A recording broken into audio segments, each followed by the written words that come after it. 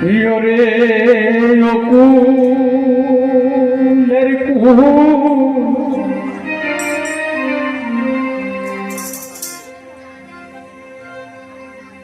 ঠাকুর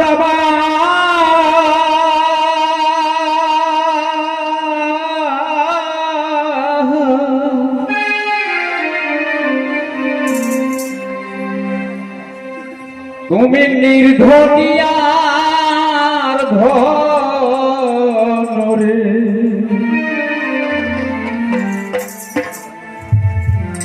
ঠাকুর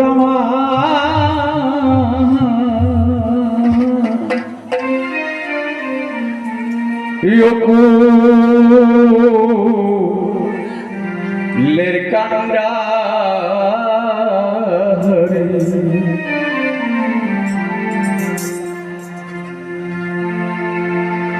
ওরে ও কুলের কুল ঠাকুর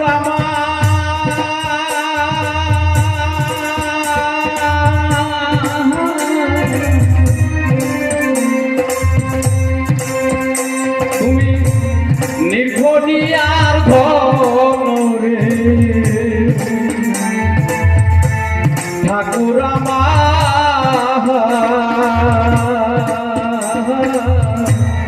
অকুলের কান্ডারি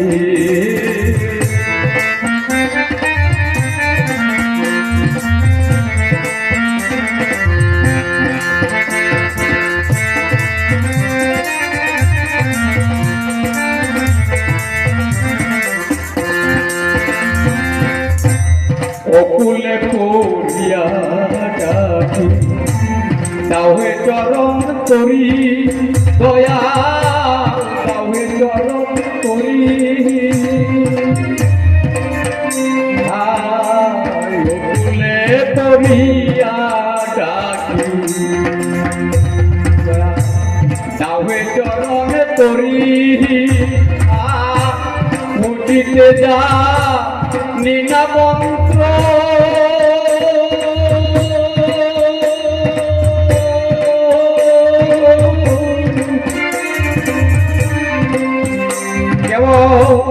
দুই নয়নের বাড়ি গো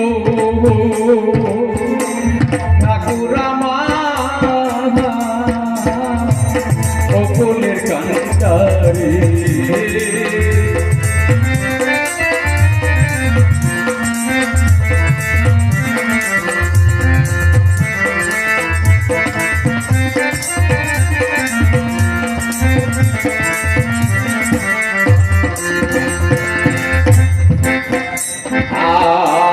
চাইনা হতে রাজা ধীরা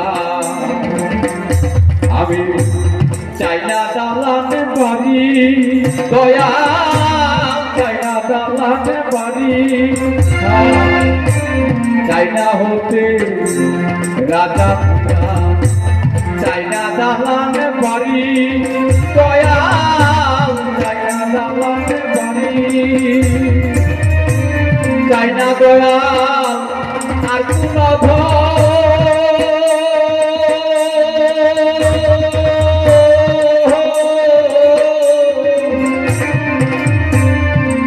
কেমন যেও না পাশরি গো তুমি আমার অকুলের কান্ডারি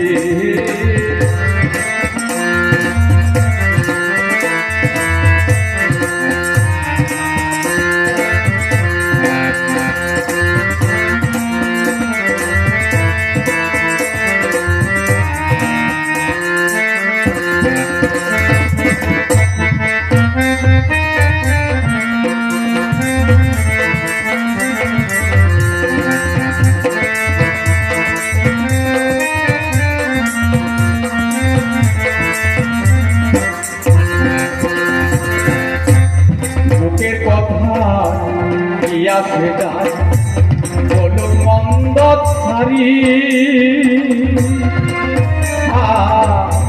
মুখের কথায় কি আসে যা বলুন মন্দ ছাড়ি দয়া হাসি দিয়ে সকল ব্যথা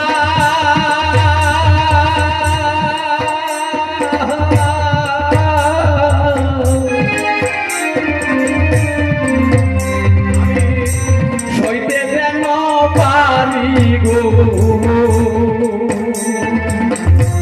দয়াল আমার বকুলের কান্তারে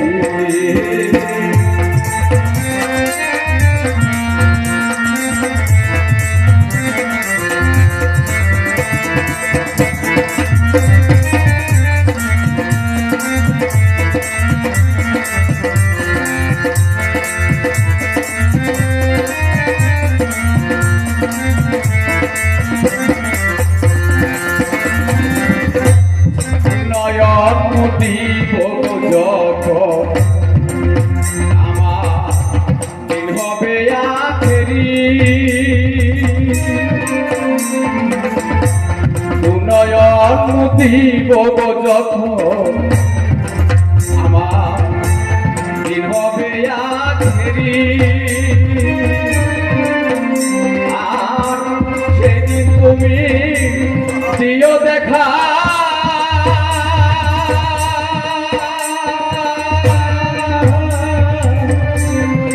দয়াল দেও না পাশরি গো দয়াল আমার বকুলের কান্দারে বকুলের ফুল দয়াল আমার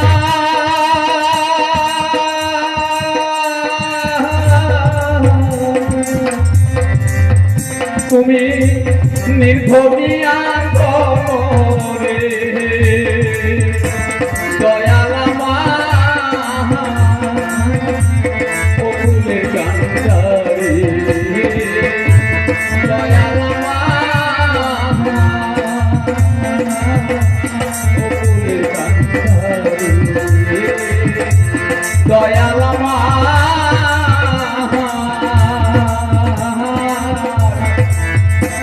বকুলের কান্দারে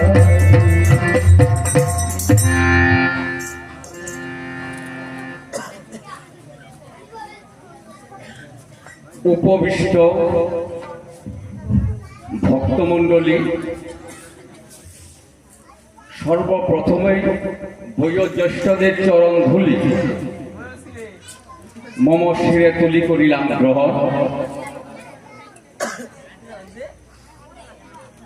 নামযজ্ঞ উপলক্ষ করে উপবিষ্ট সবাই আজকের এই ধর্মাসনে, আর সেই সুযোগ ধরে আমি এক অখ্যাত নগণ্য অভাজন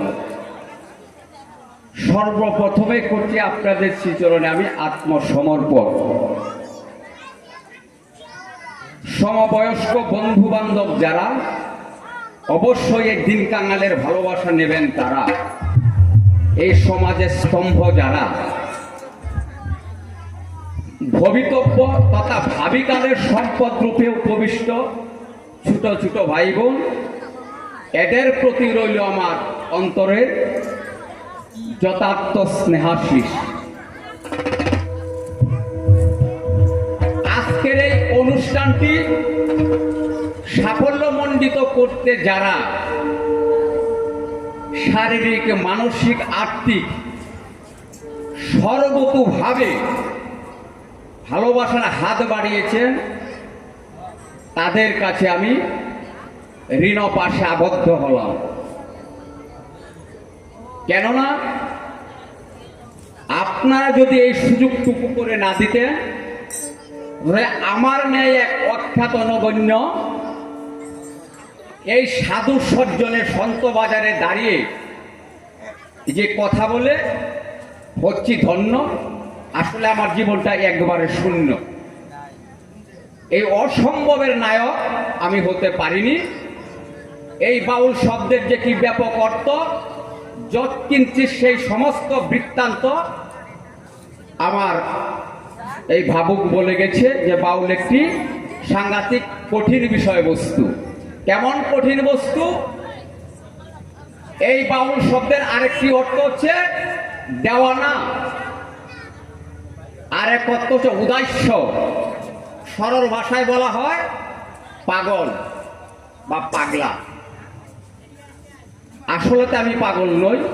যদি পাগল হতাম তাহলে কি করে কথা বলছি, কি করে এখানটায় এসে উপস্থিত হতে পারলাম।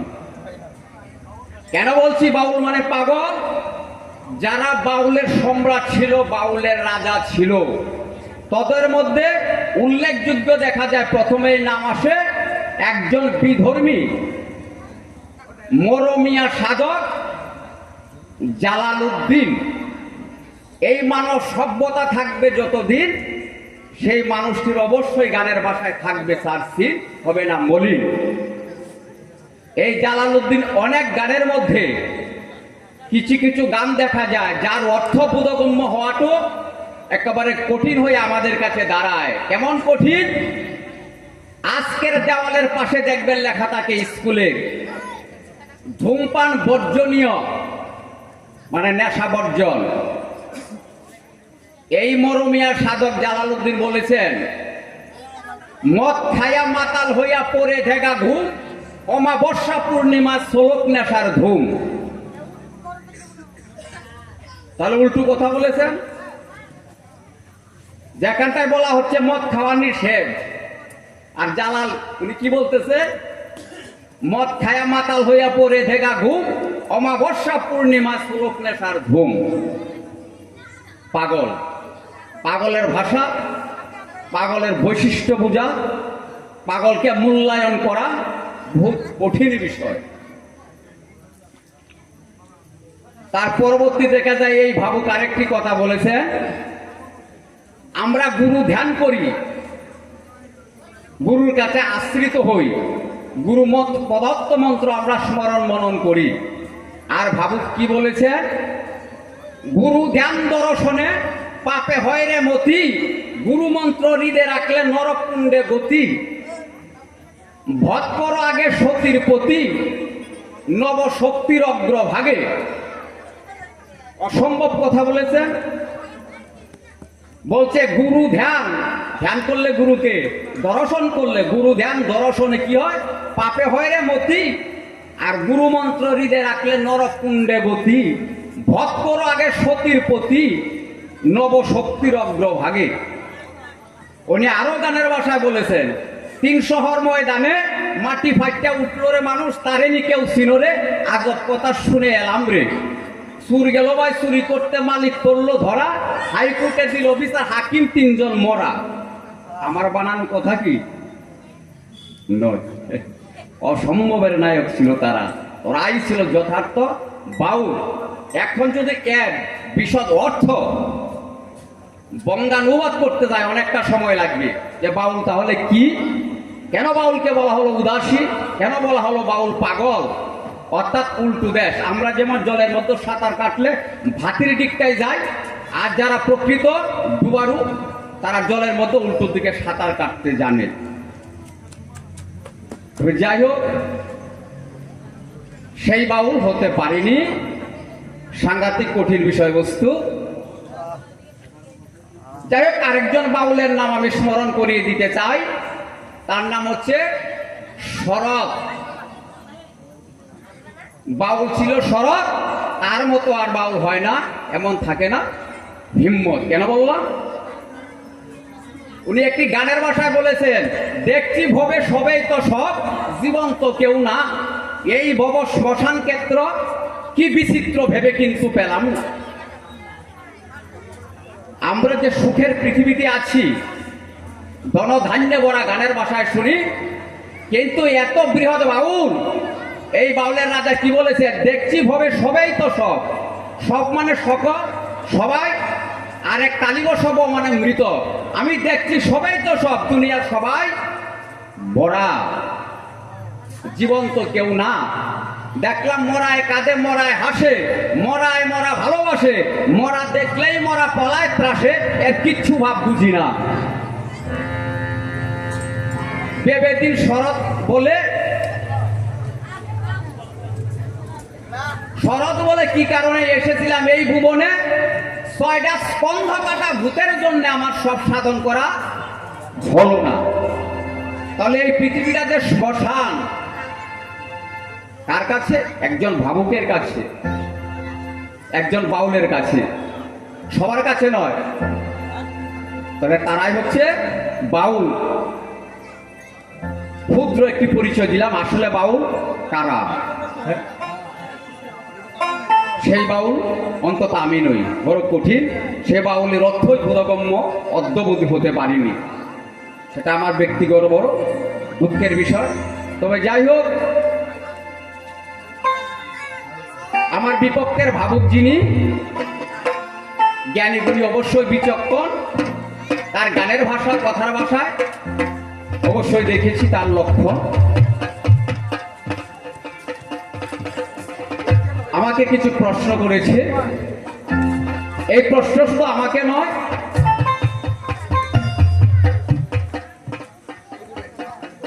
বালক ব্রহ্মচারী মহারাজের উপর একটি প্রশ্নের পাহাড় আছে। এই পৃথিবীর যত অবতার হয়েছে, মনে হয় না বালক ব্রহ্মচারী মহারাজের উপর যা বর্ষিত হয়েছে আরো কোনো অবতারের উপর হয়েছে কিনা সন্দেহ হয়। তো যাই হোক, সন্দেহ নিরসন করার আমি একটু চেষ্টা করব। সেই চেষ্টা কিন্তু একা আমার সম্ভবপর নয়, কেননা একমাত্র সেই পরমের প্রত্যক্ষ পরোক্ষ যদি কিছু ইচ্ছা না থাকে, তাহলে অলঙ্ঘনীয় ভাবসাগর, এই তাত্ত্বিক সাগর অতিক্রান্ত হওয়াটা আমার পক্ষে বড় দুর্গেয়। সাধু সজ্জন যারা আছে অবশ্যই কৃপার দৃষ্টিতে দেখবেন, যদি কিছু করেন আশীর্বাদ দান, তবেই হতে পারে এই অধমে কোনটে বাউল গান। আমার নান্য পন্থা, আমার আর কোনো রাস্তা নেই। তবে যাই হোক, সংক্ষিপ্তভাবে গুরুর কাছে একটু প্রার্থনা সারি, তারপর প্রশ্নের দেশ অবশ্যই দিব পারি। জানি না দিতে পারবো কিনা, দিতে পারি।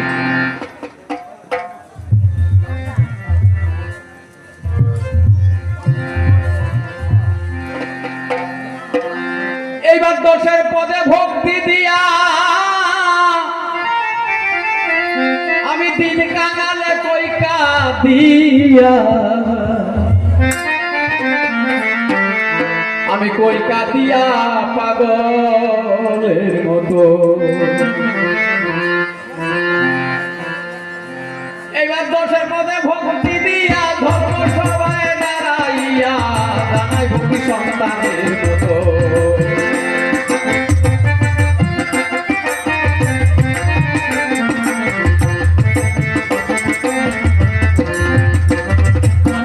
প্রথমে বন্দনা করি পিতা মাতার চরণ ধরি, কৃপা করি আনিলেন যে গো। কারণ পিতা মাতার ইচ্ছা বলে এসেছে ভুবন, কৃপা বলে দেখাইলেন যে গো।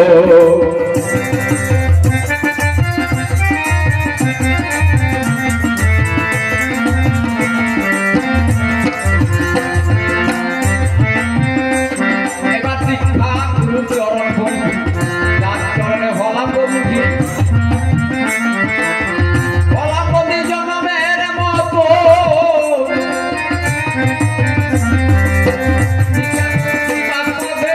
ভক্তি হইল মন সাধে, যাত সাধে ধন্য হইব।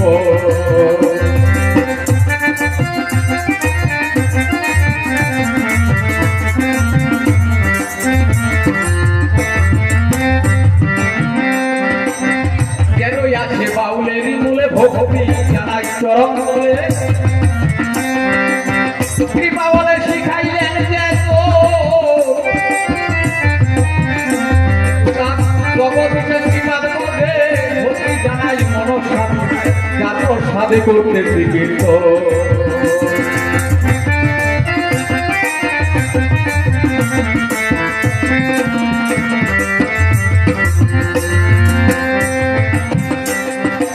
বৈষ্ণবের চরণ বন্ধু, যার চরণে হলাম বন্ধু, হলাম বন্ধু চরণে দেখো।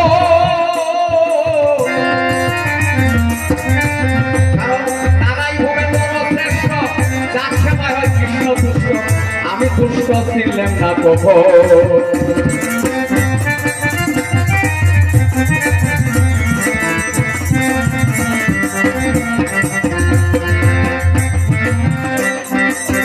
আত্মা শক্তি মহামায়া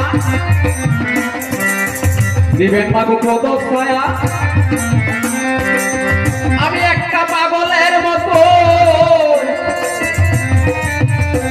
কারণ আমি একজন পাগল ছেলে, দিবেন নামায় আমার ছেলে অন্তলে রইল নিবেদন।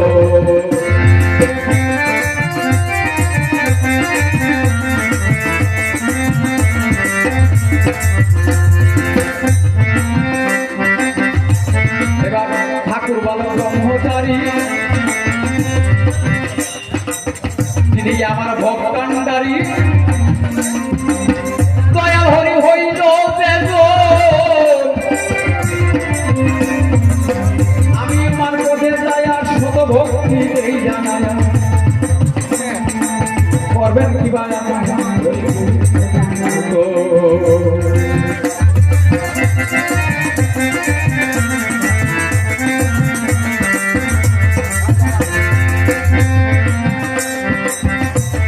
এবার জঙ্গিপুলার কাছে গিয়া ভালোবাসা দেই জানায়া বাজাইবে মনেরই মতো।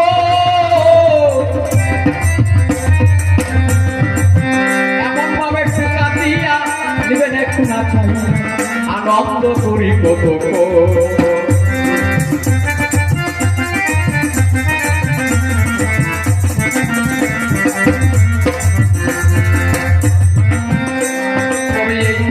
যারা সভাপতি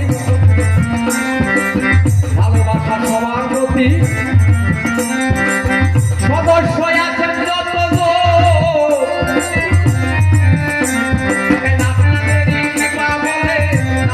সমাজে রইল নিবেদন।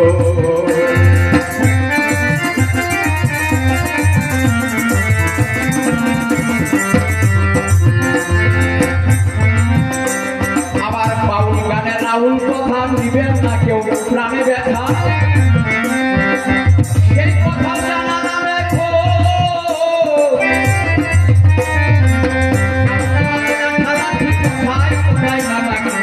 বাবের আটি লাই গেছে যখন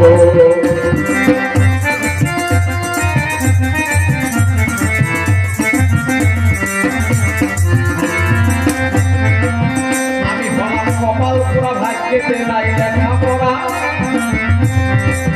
ভাবের পড়া সাইডা ছিল বৈষ্ণবের পদে ভক্তি ভুল হইলেও দিবেন মুক্তি, এই চুক্তিও জানালাম এখন।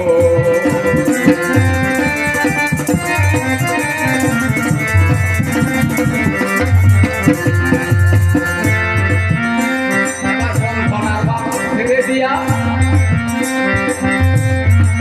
কষ্টের দিকে যাই চলিয়া দেখাবেতে করল জিজ্ঞাস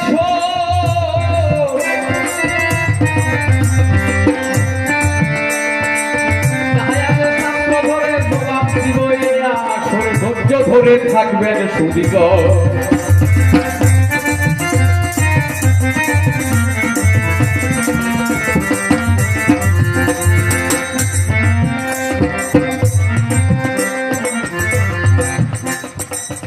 বন্দনার বাপ এ পর্যন্ত যথাসাধ্য পরীক্ষান্ত আলোচ্য বিষয় বৃত্তান্ত কিছু বলিবারে চাই। বিপক্ষের ভাবুক যিনি, তিনি বড় জ্ঞানী গুণী বিচক্ষণ, তজ্জন্য জিজ্ঞাসা করেছে কিছু মনের মতো।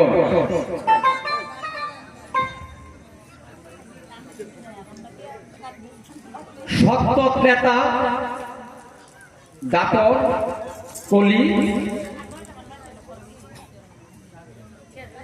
হরে কৃষ্ণ নাম 16 নাম 32 শতকর আমরা সবাই বাহু তুলি করে যাই কীর্তন।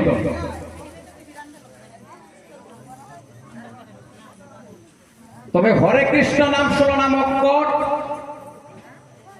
ছেড়ে দিয়া তোমরা কেন রাম নারায়ণ রাম মুখে লইয়া করতেছে কীর্তন? আমি জানতে চাই তার সঠিক বিবরণ। এই যে শ্রী শ্রী ঠাকুর বালক ব্রহ্মচারী, তিনি সত্যি কি কোনো অবতরী? শাস্ত্র যুক্তি বিচার করি বলিবারে চাই।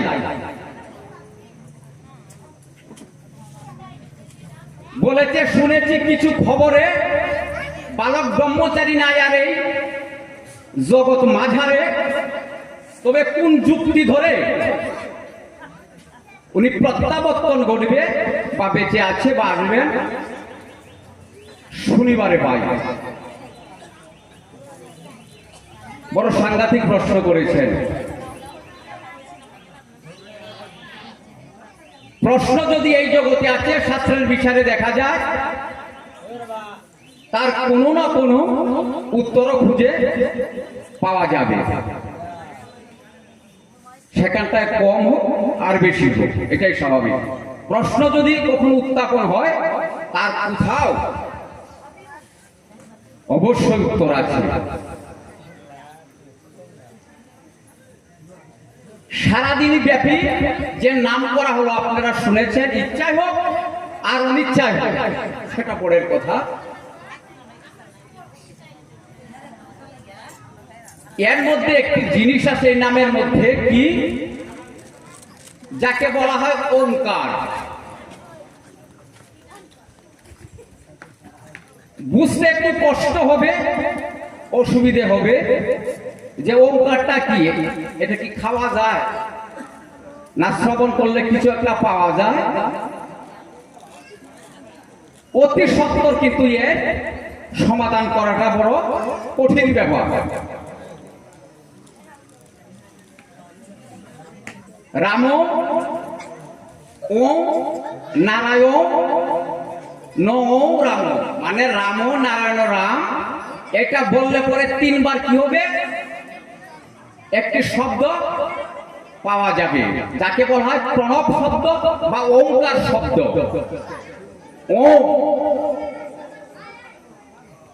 এবার কথা হচ্ছে, এই ওমকার কি বালক ব্রহ্মচারী দিয়েছে না শাস্ত্র ভিত্তিক তার কোনো বিশ্লেষণ আছে?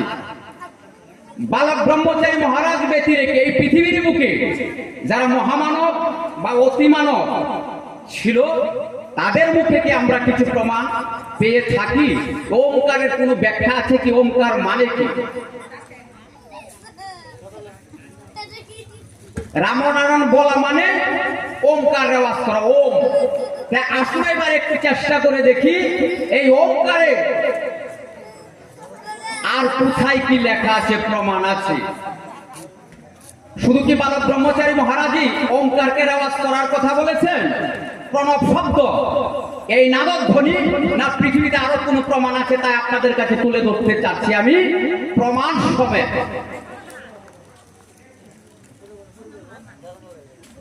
প্রথমে আসি এই ভারতবর্ষের একজন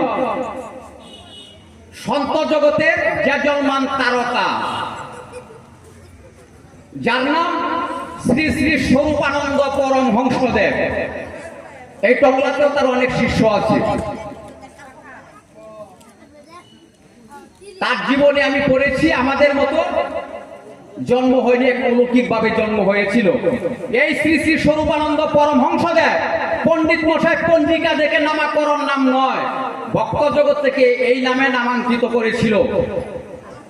কিছু আধ্যাত্মিক জগতের গুণের উপর নির্ভর করলে পরে এই নামগুলো করা হয়। শ্রী শ্রী সরস্বতী, ব্রহ্মানন্দ ইত্যাদি ইত্যাদি উপাধি পেয়ে থাকে এই সাধক জগতে।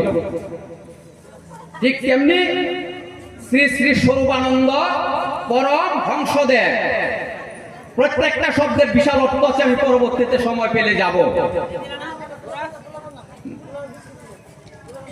এই স্বরূপানন্দ, এই যে আমাদের পরম পিতা যে নাম দিয়েছে ওমকার, সেই ওমকার সম্বন্ধে চ্যালেঞ্জ করে কি বলেছেন? সমগ্র ভারতকে মতামতের দ্বন্দ্ব থেকে বাঁচিয়ে এক অনির্বচনীয় পরমেশ্বরের মহিমায় উপাসনা করিবার যে মহামন্ত্র, সেই মন্ত্রই হচ্ছে ওম। সেখানে শুধু থেমে থাকেননি, আবার উনি বলেছেন, কি বলেছেন? সেদিন আর খুব দূরে নয়, যেদিন কোটি কোটি লোক হিংসা দ্বন্দ্ব বিচ্ছেদে ভুলে এক হবে, অখণ্ড হবে। স্বামী স্বরূপানন্দের মতো একজন মহান ব্যক্তি, তার জীবনে আপনারা পড়লে অবশ্যই দেখতে পারবেন। স্বরূপানন্দ চ্যালেঞ্জ করেছেন সমগ্র ভারতবর্ষ মতামতের দ্বন্দ্ব, আজকে হাজার লক্ষ লক্ষ মতের দ্বন্দ্ব হচ্ছে, অমুক তমুক মিলন ঘটানো যাচ্ছে না, এক উচ্ছৃঙ্খল মানব সমাজ। আর স্বরূপানন্দ পরমহংসদেব সেখানটায় দাঁড়িয়ে বলেছেন, সমগ্র ভারতকে মতামতের দ্বন্দ্ব থেকে বাঁচিয়ে এক অনির্বচনীয়, যাকে ব্যাখ্যা করা যায় না, সেই অনির্বচনীয় পরমেশ্বরের মহিমায় উপাসনা করিবার যে মহামন্ত্র, সেই মন্ত্র হচ্ছে ওম। সেদিন আর খুব দূরে নয়, যেদিন কোটি কোটি মানুষ এই ওমকারের অনুপ্রেরণা এক হবে, অখণ্ড হবে। স্বামী স্বরূপানন্দ পরমহংসদেব বলেছেন।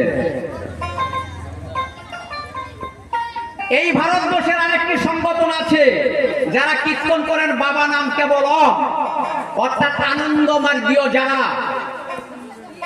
তাদের মধ্যে কি নাম আছে? আমরা যেমন রামনারায়ণ নাম গাচ্ছি, কেউ হরে কৃষ্ণ গাচ্ছে, কেউ হরিওম গাচ্ছে, তদনুরূপ বাবা নাম কেবল, হয়তো কেউ শুনেছেন। এই বাবা নাম কেবল, এই অর্থ হয় বাবা নাম কেবল, কেবলমাত্র সারাৎসার, যার উপরে আর কিচ্ছু নেই, এক অদ্বিতীয়। বাবার নাম কেবল, কেবলই ওম, তাই হচ্ছে বাবা নাম কেবল। বাবা নাম কেবল,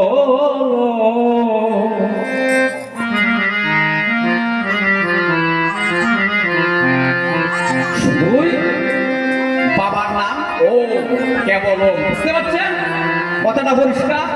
কে বলছেন? এই ভারতবর্ষের একটি বৃহৎ সংগঠন আনন্দ মার্গীয়, তাদের এই হরিশন কীর্তন হচ্ছে বাবা নাম কেবল ওম। ওঙ্কারের কি গুরুত্ব দিয়েছেন। এবার আসছি, এই ভারতবর্ষে আরেকটি সম্প্রদায় আছে, নাথ সম্প্রদায়। এই নাথ সম্প্রদায়ের আদিগুরু হলো আদিত্যনাথ বা আদিনাথ। এই আদিনাথের শিষ্য হলো মৎস্যেন্দ্রনাথ। মৎস্যেন্দ্রনাথের শিষ্য হলো গৌরক্ষনাথ। আমি তাদের জীবনী পড়েছি। এই গৌরক্ষনাথ 250 বছর পৃথিবীতে বেঁচে ছিলেন। এই গৌরক্ষনাথ, তার যে শিষ্য আছে, ভক্তবৃন্দ আছে, তাদেরকে নাম দিয়েছে, জানেন কি নাম দিয়েছে? ওম মণিপদ্মে ওম। অন্য নাম তো দিতে পারত। কেন 250 বছর যিনি বেঁচে ছিলেন সেই ব্যক্তি গৌরক্ষনাথ, তার শিষ্যদেরকে নাম দিলেন ওম মণিপদ্মে ওম। দেখছেন ওমকারের কি গুরুত্ব, এই নাথ ধ্বনির কি গুরুত্ব। শুধু তাই নয়, আরো প্রমাণ আছে। তাই নেচে নেচে দোষের কাছে বলিবারে তাই বেদান্তের সার অর্থাৎ নির্যাস শ্রীমদ ভাগবতে লেখা আছে, মিথ্যা বলার কোনো দরকার নাই। শ্রীমদ ভাগবত আপনারা খুলে দেখবেন, 3য় স্কন্ধ 53 পৃষ্ঠা সুবুধ রচিত। শ্রীমদ ভাগবত 3য় স্কন্ধ 53 পৃষ্ঠায় লেখা আছে, প্রণব উচ্চারি যথা বিহিত বিধানে নিয়োজিত করে চিত্ত সদা প্রাণায়ামে। আবার পরিষ্কার করে বলছি, প্রণব উচ্চারি যথা বিহিত বিধানে নিয়োজিত করে চিত্ত সদা প্রাণায়ামে। কি বলেছে? কোথায় বলেছে? শ্রীমদ ভাগবতের কথা, আমার কথা নয়। আমি পৃষ্ঠা সময় আপনাদেরকে বলে দিয়েছি। প্রণব, এই ওমকারের, এই নাদব ধ্বনি, এই প্রণবের আরেকটি নাম হচ্ছে কি? প্রণব ধ্বনি। তাই বলছে প্রণব উচ্চারী, মানে প্রণব ওম উচ্চারণ করে যথা বিহিত বিধানে।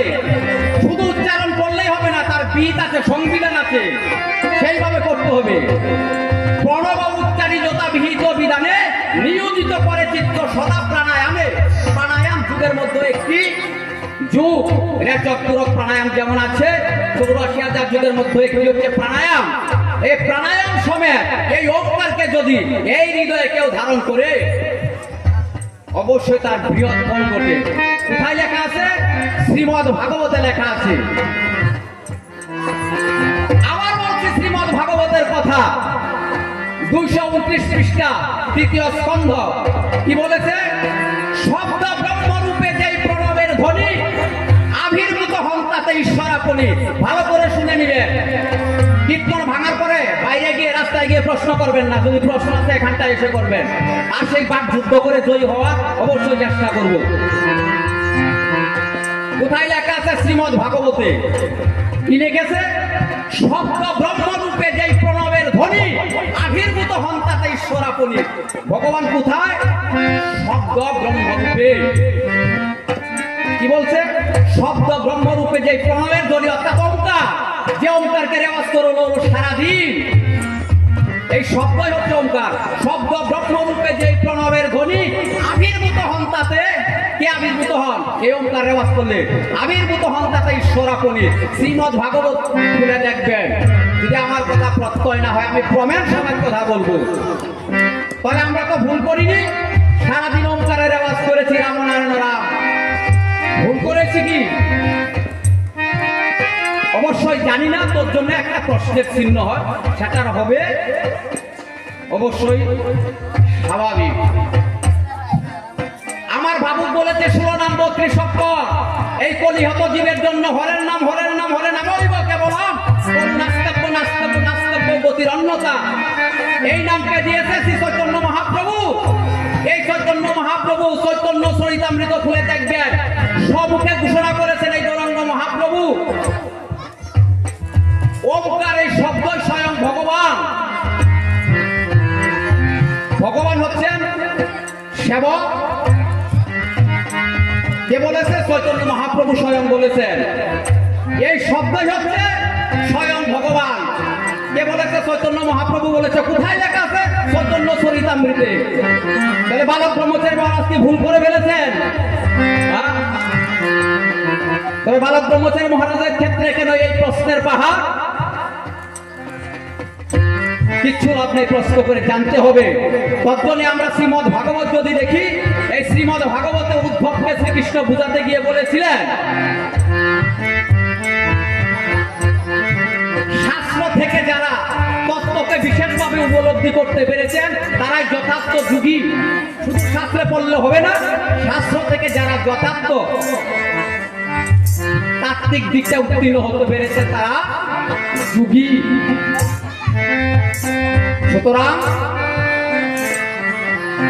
এই প্রশ্নের আগে একটু চিন্তা করতে হবে।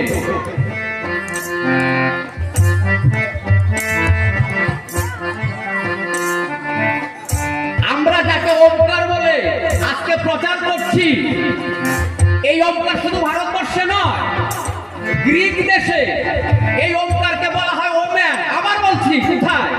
গ্রিক দেশে। কি বলতেছে? আমরা বলতেছি ওম, আর তারা বলতেছে ওমেন। পার্সি অর্থাৎ ইরান, এই ইরানিরা কি বলতেছে? আমেন।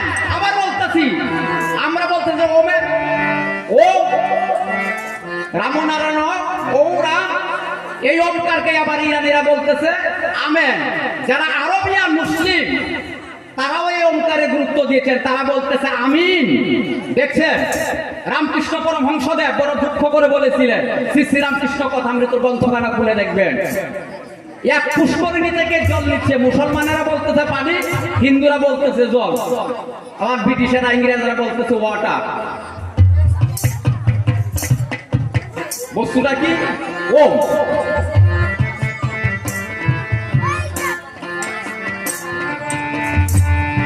এই যে 18টি পুরাণ লিখেছিলেন, এই 18 করা পুরাণ লেখকের নাম বেদব্যাস। আপনারা জানেন, এই ব্যাসদেবের বাবার নাম ছিল পরাশর মুনি। এই ব্যাসদেবের বাবার নাম ছিল পরাশর মুনি। এই পরাশর মুনি তার পরাস্মিতা নামে একটি গ্রন্থ আছে মূল্যবান, ওই গ্রন্থে লিখেছে। এই কথাগুলো কেন উপস্থাপন করছি তার একটা কারণ আছে। কারণ বললাম যে পাহাড়ের মতো প্রশ্ন চিহ্ন আছে, সে প্রশ্নের পাহাড়টা আমি ভেঙে দিতে চাই। সেই পরাস্মিতা লেখা আছে,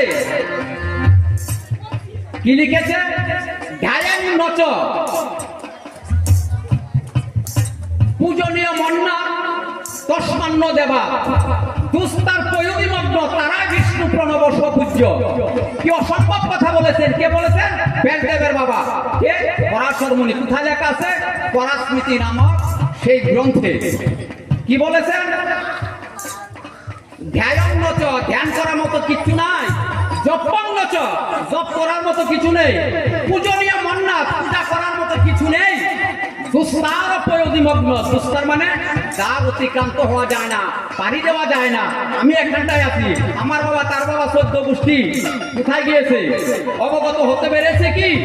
রাজা মহারাজা দিগ্বিজয় পণ্ডিত সাহিত্যিক যাই হোক না কেন, কোথায় হারিয়েছে? একদিনও ফিরে আসেনি। তোর জন্যই বলা হয় অলঙ্ঘনীয়, এটাকে বলা হয় দুস্তার, যা পাড়ি দেওয়া যায় না। তাই বলেছে দুস্তার সাগর পয়োদিমগ্ন, মানে সাগরের নাম পয়োদি, তারাই বিষ্ণু প্রণব সপূজ্য। একমাত্র এই পৃথিবী থেকে অতিক্রান্ত হওয়ার, পানি দেওয়ার সম্বল হচ্ছে ওঙ্কার। তারাই বিষ্ণু প্রণব সপূজ্য, একমাত্র প্রণবই পূজনীয়। এবার বুঝতে পারছেন কেন বালক ব্রহ্মচারী ওঙ্কারের গুরুত্ব দিয়েছেন?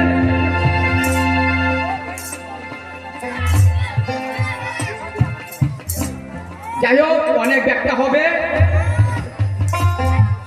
পৃথিবী পুরুষ আপুময় দয় রস ঔষধি নাম পুরুষ রস পুরুষস্য বাক রস বাক ঋক রস ঋক শ্যাম রস শ্যাম উদ্ভিদ রস।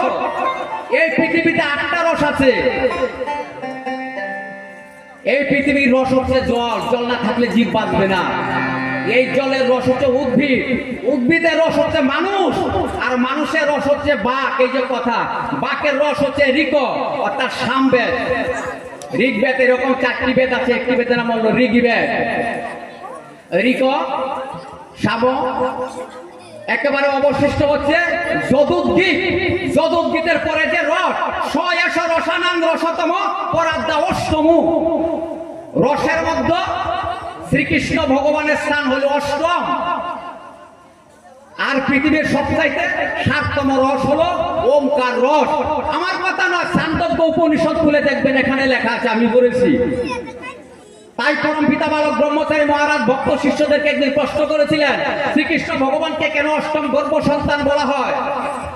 সব নির্বাক, হতভম্ব, হতবাক হয়ে গেলেন, কেউ উত্তর দিতে পারলেন না। শ্রীকৃষ্ণকে কেন অষ্টম গর্ভ সন্তান বলা হয়? এই যে 7 রসের পরে সয়েশ রসানাং রসতম পরা 10তম যদুদ্গীত, অষ্টম রস হচ্ছে শ্রীকৃষ্ণ ভগবান, যে রসের আজকে সারাদিন ব্যাপী ওমকার রেওয়াজ করা হইল। ও সেই হলো রস। শুধু তাই নয়, শুধু ভারতবর্ষের মানুষ ওমকারের রেওয়াজ করি। আপনারা নাম শুনেছেন যীশুখ্রিস্ট, ভালো করে জানেন যীশুখ্রিস্ট। এই যীশুখ্রিস্টের জীবনী পড়লেও দেখা যায় যীশুখ্রিস্ট সেখানটায় কি বলেছে? ইন দা বিগিনিং দিয়া ওয়াজ ওয়ার্ড, সৃষ্টির আদিতে ভগবান এবং ওমকার অভিন্ন ছিল।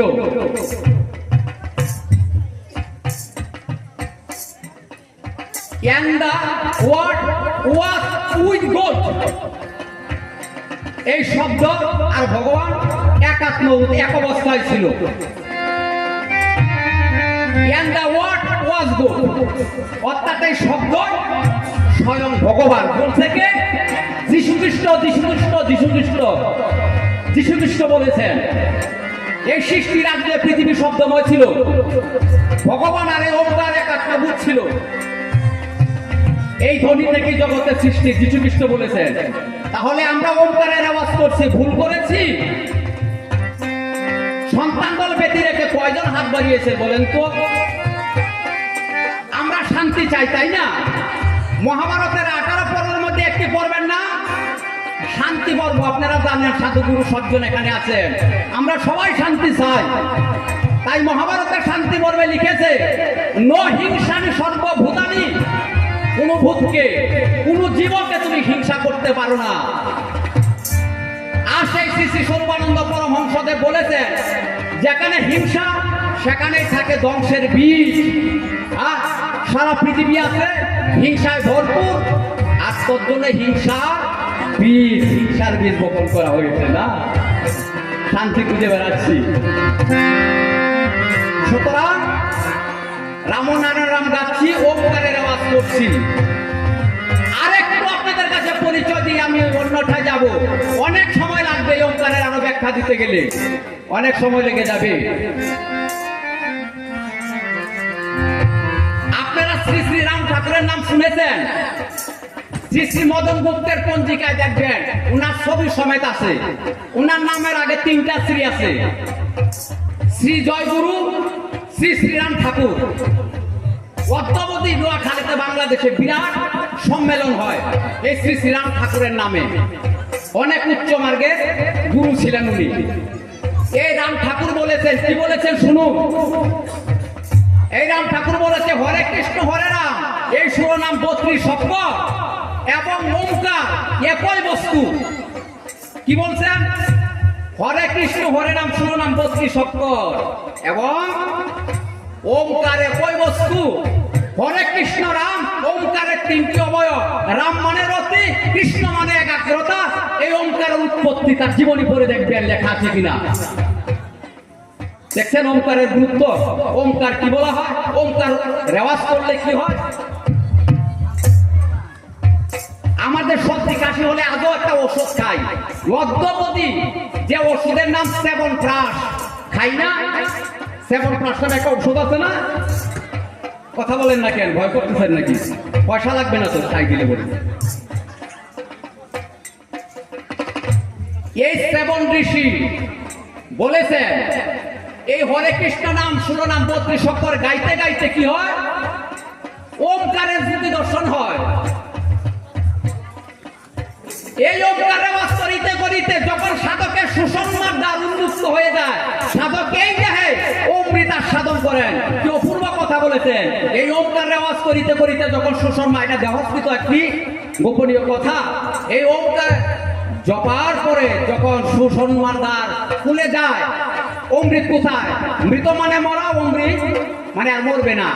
এই দেহে সাধক অমৃত পান করেন, তারা আর মরেন না। বুঝতে পারছেন? আমি বুঝতেছি একটু অসুবিধা হইতেছে। হঠাৎ করে ডোজটা খুব করা পড়ছে না, রুগী বাঁচাই কান, তাই না?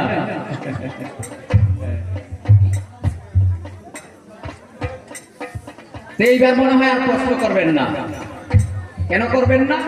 এই শাস্ত্রকর বালক ব্রহ্মচারী লিখে নিজের শাস্ত্রের কথা আমি আজকে আপনাদের কাছে উপস্থাপন করলাম।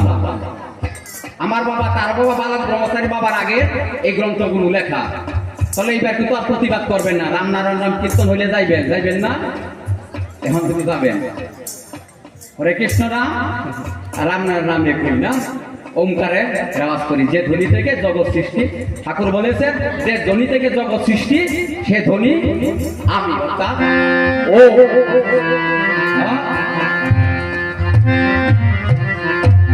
এইবার প্রশ্ন করেছে, দ্বিতীয় প্রশ্ন,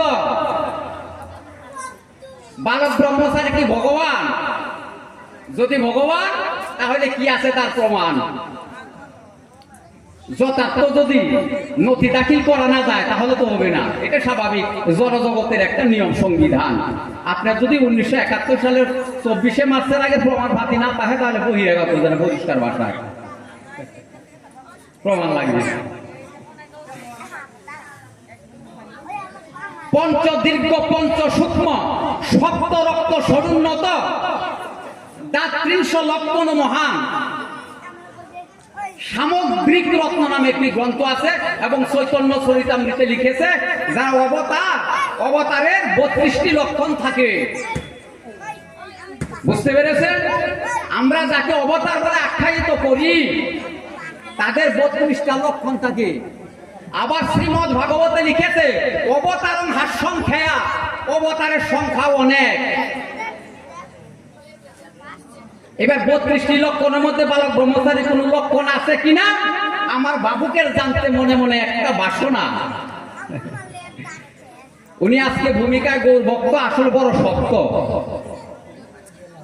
তবে যাই হোক, আমার কথা শুনে মনে তুমি হইও না বিরক্ত। আজ গৌর ভক্ত এবং বালক ভক্তের লড়াই।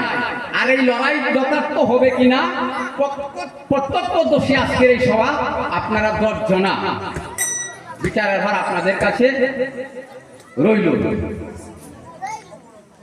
এখানে যারা উপবিষ্ট আছে আপনারা দেখেন, এই যে কর্ণটা আছে, কানটা আছে, এই কানটা আমাদের চোখটা, এই যে চক্ষু আছে তার উপরে আছে না? এখানে উপবিষ্ট যারা আছে দেখেন, এই যে কর্ণ কানটা, এই চোখ থেকে সিধা করলে পরে, সোজা করলে পরে উপরে আছে, প্রায় আধা ইঞ্চি উপরে আছে এই কানটা। আর বালক ব্রহ্মচারী ফটোর মধ্যে দেখবেন এই কর্ণ, এই চোখের সীমানা তল দেশে আছে, নিচে আছে। অবতারের এটা একটা বিশাল লক্ষণ।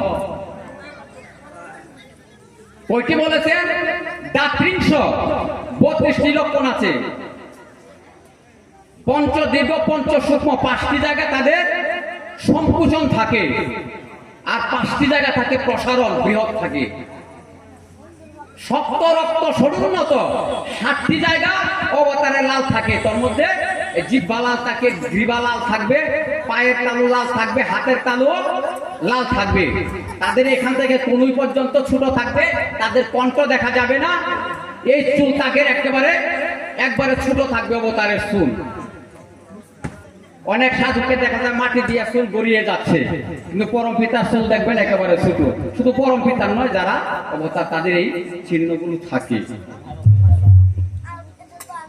ধ্বজবজ্রাঙ্কুশ চিহ্ন, পদতলে ধ্বজ এবং বজ্র অবতারে দেখা যায়। জ্যোতিষীরা বেশ ভালো তারা বুঝেন, তারা লিখেন, হয়তো কেউ বিশ্বাস করে বা করেন না, তাতে কিছু দায় আসে না। ওর জন্য যতটুকু বলা সংক্ষিপ্ত ভাবে বলতেছি, বিশদভাবে বলতে গেলে অনেকটা সময় লাগবে, ধৈর্যচ্যুত হয়ে যাবে। তোর জন্য বাউল গানের আরেকটি নাম হচ্ছে বিচার গান। বাউল গানের আরেকটি নাম বিচার গান, শুধু বাউল নয়। তবে যাই হোক, সুধী সজ্জন জ্ঞানী, আপনাদের কাছে আমার অন্তরের অন্তঃস্থল থেকে ভক্তি জানাচ্ছি। পরিশ্রম করে সারাদিন নাম কীর্তন হয়েছে, আবারও আপনারা আমাদের কাছে সুযোগ দিয়েছেন। আপনাদের কাছে অবশ্যই ঋণবাসে আবদ্ধ হলাম। এইবার হচ্ছে বড় প্রশ্ন। কি বড় প্রশ্ন?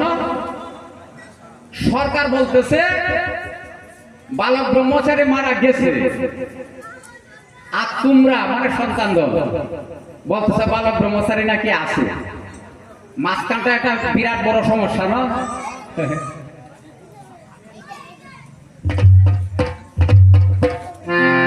যদিও এই প্রশ্নটি আজকে সাধারণভাবে আমার ভাবুক করেছে, শুনেছে উনি তোর জন্যই করেছে।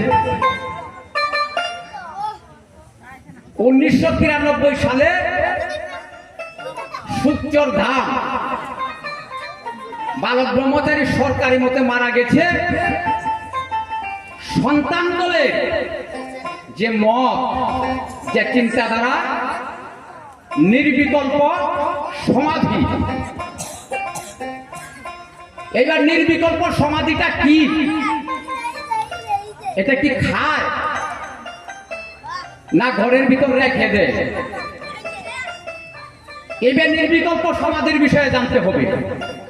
কারণ বালক ব্রহ্মচারী আমরা বলছি নির্বিকল্প সমাধিতে ছিলেন, উনি আবার ফিরে আসবেন। বারংবার এই একটি কথাই আমরা বলে যাচ্ছি। সরকার মহাশয়, সরকার বাবুরা সেটা মানতে নারাজ। বড় প্রশ্ন, মানে নির্বিকল্প সমাধি নামক কোনো কিচ্ছু নাই। যদি থাকতো তাহলে সরকার অবশ্যই মান্যতা দিত, এটাই তো পরিষ্কার কথা, তাই না মা?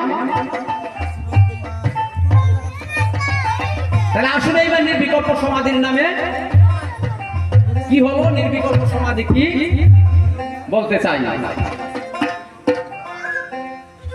আর তো সময় না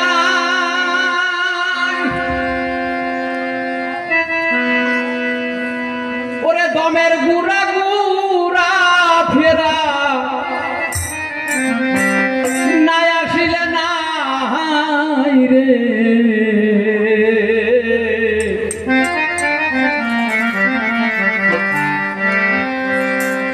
জীবন বেলা ডুবে গেল রে ও রে ও ভাই আর তো সময় নাই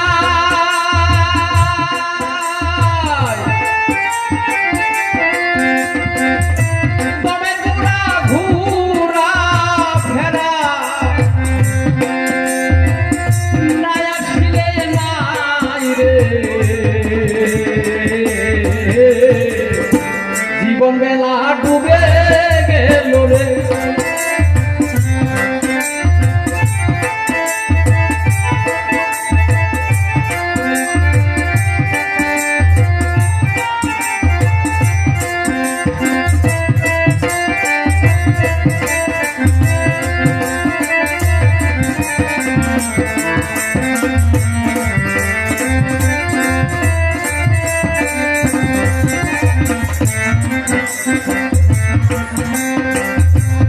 আমার বাবা তার বাবা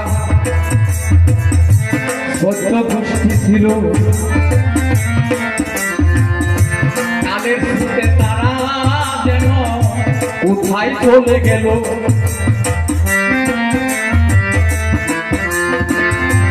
অসীম দেশে অসীম পাখি উড়াল দিয়া যায় সেই দেশে বা কত সুখে সারা দিন কাটায় গো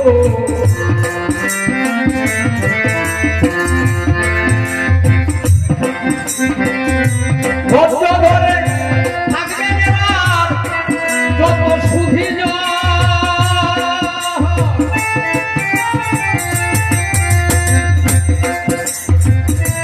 একে একে জবাব দিব না শাস্ত্রে নিরূপণ রে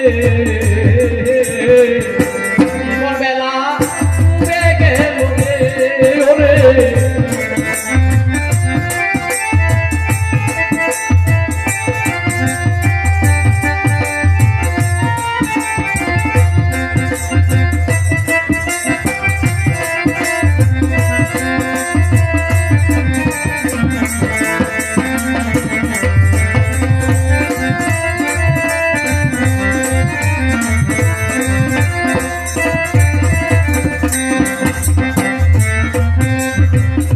নির্বিকল্প ওরে মরে গল্প আমি সবাই বলে যাই ভারতবর্ষে অনেক সাধক প্রমাণ রইয়া যায় প্রমাণ দিয়া দাঁড়াইয়া জবাব দিতে চাই জবাব দিব জবাবের এবার কোনো অভাব নাই এই ভারতে ভারত সেবা সংঘ নামে একটি হিন্দু সংঘ গেছে রইয়া এই ভারত সেবা প্রতিষ্ঠাপক স্বামী প্রণবানন্দ গেছে হইয়া সারা ভারতে শাখায় আছে অনেকের আছে জানা এই প্রণবানন্দ এই নির্বিকল্প সমাধি গেছিল শাস্ত্রেতে বর্ণনা মিথ্যা বললে রেহাই দিবে না ভারত সেবার সঙ্গে মানুষ সংঘাতেও আছে শ্রী প্রণবানন্দ এই প্রণবানন্দ এই মহারাজ 1913 সালে করেন বিবেচনা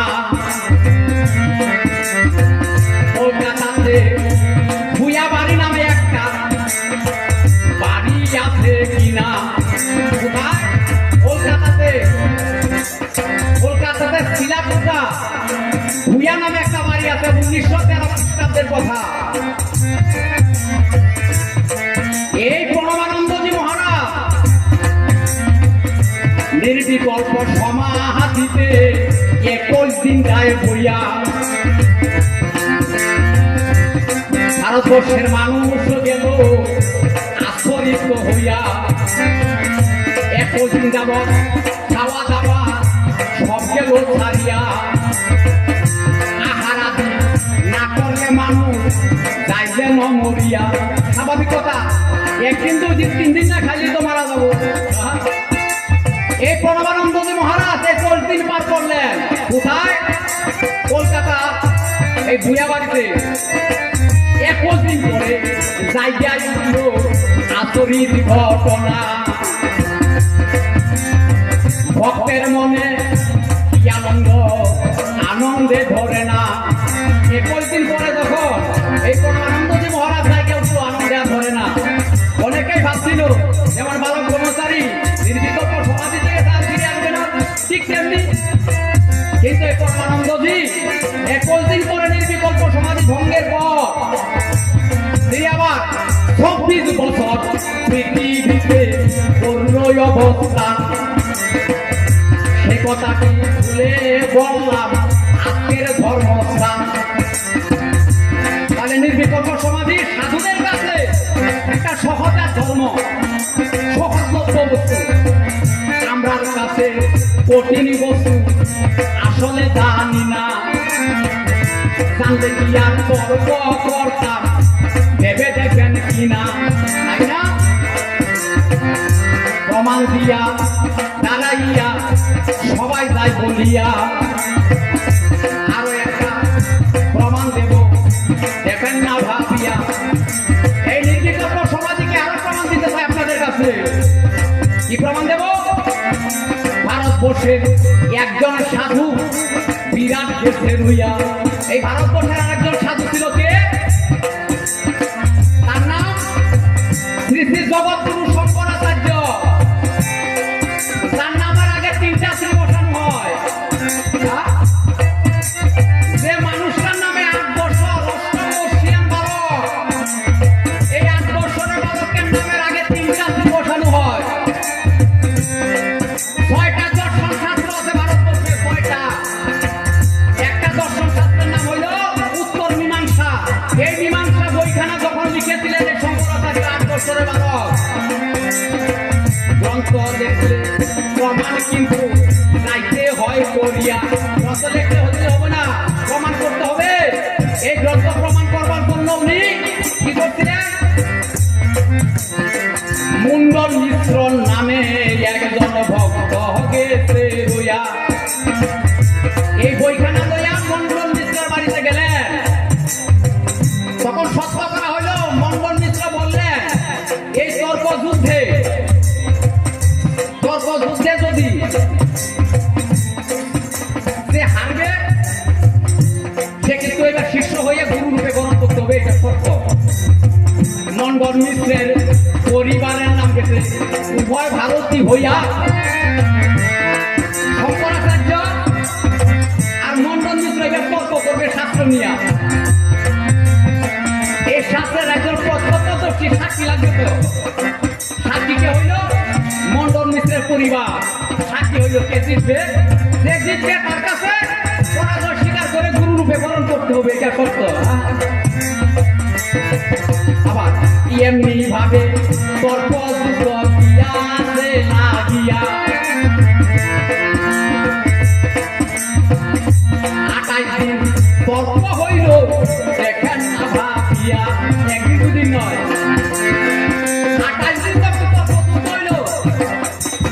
এবার মন্ডন মিশ্র বলতেছে, আমি আপনাদের কাছে পরাজয় স্বীকার করে নিলাম। এবার গুরু রূপে গ্রহণ করবে। তার পরিবার বলতেছে, না, এখনো জয় সম্পূর্ণ হয়নি। কেননা আমি তার পরিবার অর্ধাঙ্গিনী গেছে হইয়া, আমাকে পরাজয় করতে হবে। শঙ্করাচার্য বলতেছে, এবার কি আপনার কি প্রশ্ন? ওই আমি কাম তত্ত্ব জানতে চাই। শঙ্করাচার্য কাম তত্ত্ব জানে না। এবার ভক্তদেরকে বললেন, পুরীর মন্দিরে গিয়া কি কর্ম করিল? পুরীর মন্দিরে গিয়া এই শঙ্করাচার্য কি করলেন? ভক্তদেরকে ডেকে ডেকে বলিতে লাগিল। এই শঙ্করাচার্য ভক্তদের বলল, আমার এই স্কুল দেহটা, এই জন্মগত দেহটা এখানে রাখবো,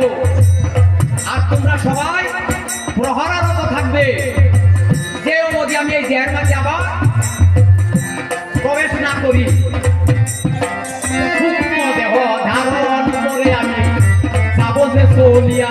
কি অসম্ভব ঘটনা! এই সুবিধা শঙ্করাচার্য পুরীর মন্দিরে রাখিয়া আবার নতুন একটা দেহ ধারণ করিয়া বুঝতেও সুবিধা হবে।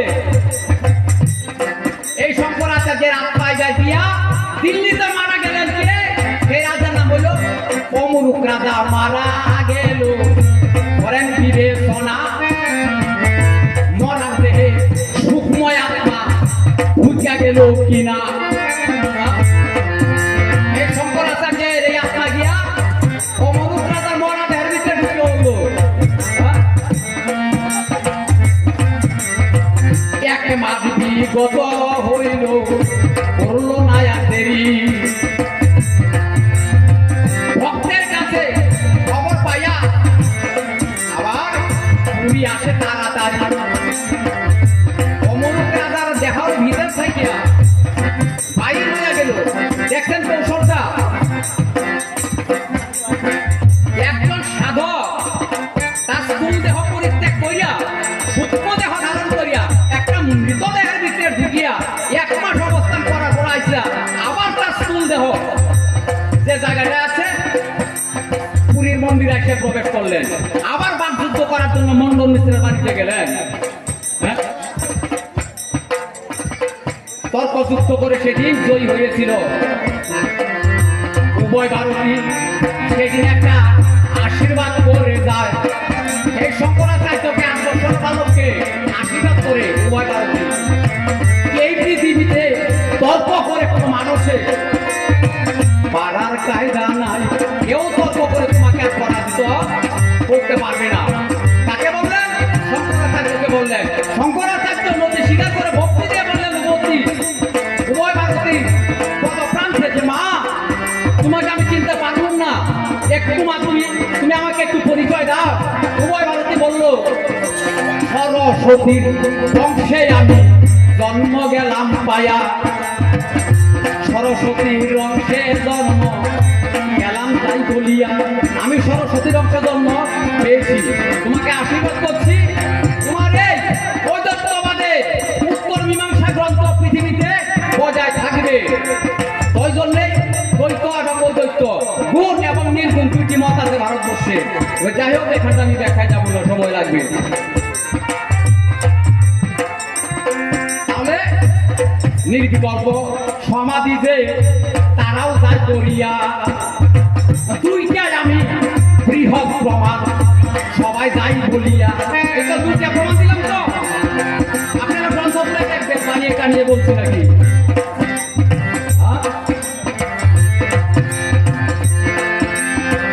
গীতায় যেন 18 যুগ আমরা গেলে পাইয়া। গীতার মধ্যে 18টা যুগ আছে। যম, নিয়ম, আসন, প্রাণায়াম, প্রত্যাহার, জ্ঞান ধারণা, সমাধি। যম, নিয়ম, আসন, প্রাণায়াম 3টি হইল গোপন সাধন, জ্ঞান ধারণা, সমাধি। এই সমাধি যখন পরিপক্ক হয়ে যায়, পাইয়া যায় নির্গুণ উপাসনা পক্ষম সমাধি শাস্ত্র নৈষ্ঠত, যা সমাধি নিরুদাক্ষ অনায়াসেন লভ্যতে, জ্ঞান গ্রন্থে লেখা আছে। কি বলেছেন? এই 7টির পরে অষ্টম সমাধি যখন পাইয়া যায়, পরিপক্ক হয়, নির্বিকল্প সমাধিতে প্রকাশ যাইতে পায়া, মায়া শূন্য ব্রহ্ম ব্যতীত তারা যাইতে পাইয়া। কি পাইয়া? তারা ব্রহ্মের অতীত হয়ে যায়। এই 3টি প্রমাণ দিলাম, আরেকটি প্রমাণ দেই।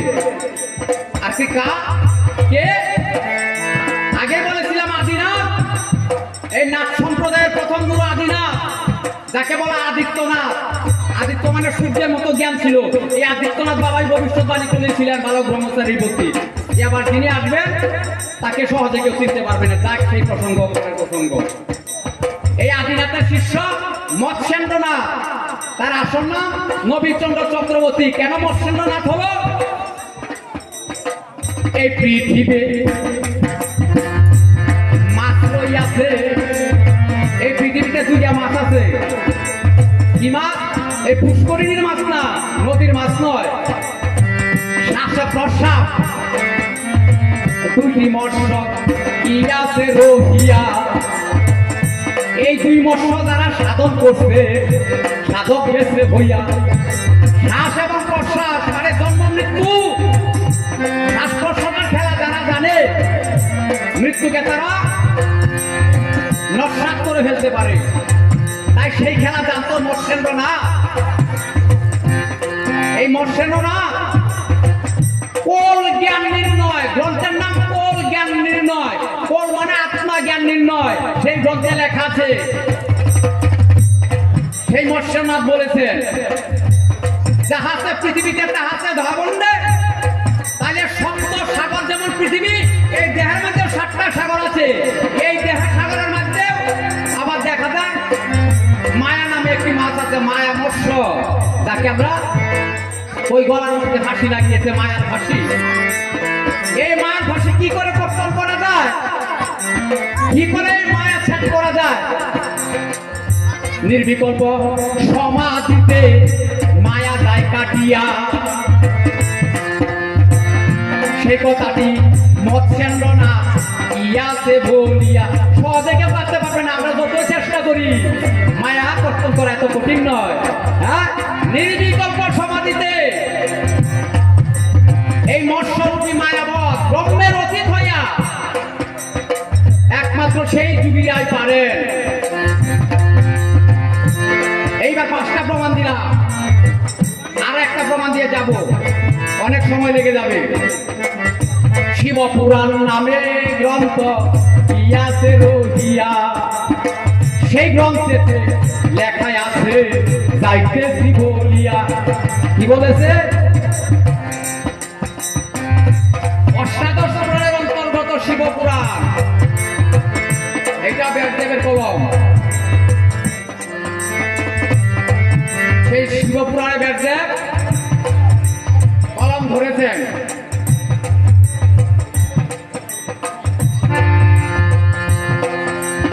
এই নির্বিকল্প সমাধি কি হয়?